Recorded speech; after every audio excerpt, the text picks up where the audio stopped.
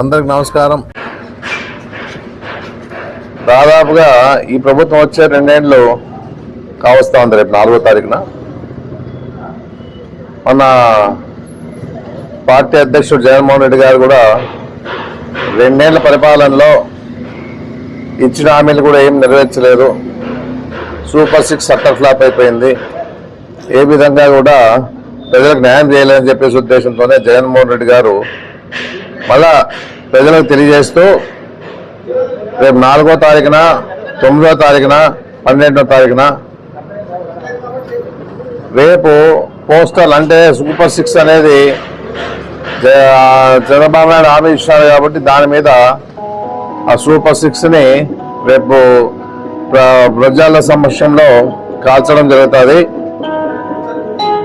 8వ తారీఖున, 9వ తారీఖున ఒక కమిటీ హాల్లో మీటింగ్ ఏర్పాటు చేసుకొని సూపర్ 6 మీద కానీ ప్రభుత్వం మీద ఏమేమైతే చేసిందో వాటి మీద ప్రశ్నించే పరిస్థితి వస్తుందని చెప్పేసి మనం చెప్పడం జరుగుతూ ఉంది. 12వ తారీఖున నిరసన ర్యాలీ చేస్తా ఉన్నాం. ఎందుకంటే ఒక్క హామీ కూడా నెరవేర్చలేదు చంద్రబాబు నాయుడు. ఇచ్చిన హామీలన్నీ కూడా తుంగలో దక్కిన పరిస్థితి కూడా ఈ రాష్ట్రంలో ఉందని చెప్పేసి కూడా అందరూ తెలుసు, ప్రజలందరూ కూడా తెలుసు. ఏదైనా ఉన్న రాష్ట్రంలో అరాచకాలు ఎక్కువైపోయినాయి, కేసులు ఎక్కువైపోయినాయి, అత్యాచారాలు ఎక్కువైపోయినాయి.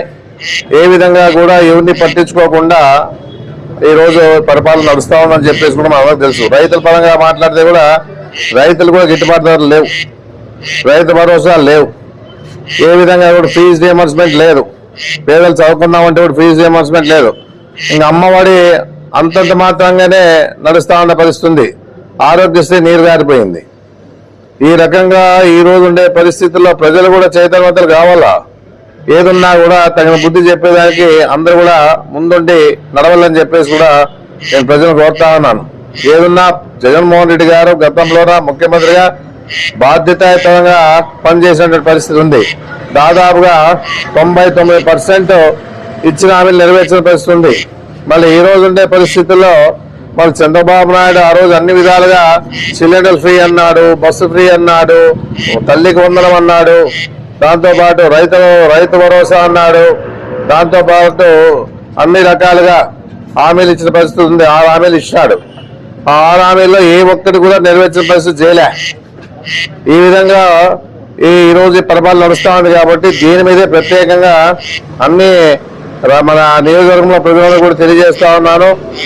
ఇదే పిలుపు అనుకొని రేపు అందరూ కూడా వచ్చేసి రేపు ఈ కార్యక్రమాన్ని విజయవంతం చేయాలని చెప్పేసి టౌన్ లో ఉన్న వాళ్ళకి, మన పార్టీ కార్యకర్తలకి, నాయకులకి, అభిమానులకి, యువతకి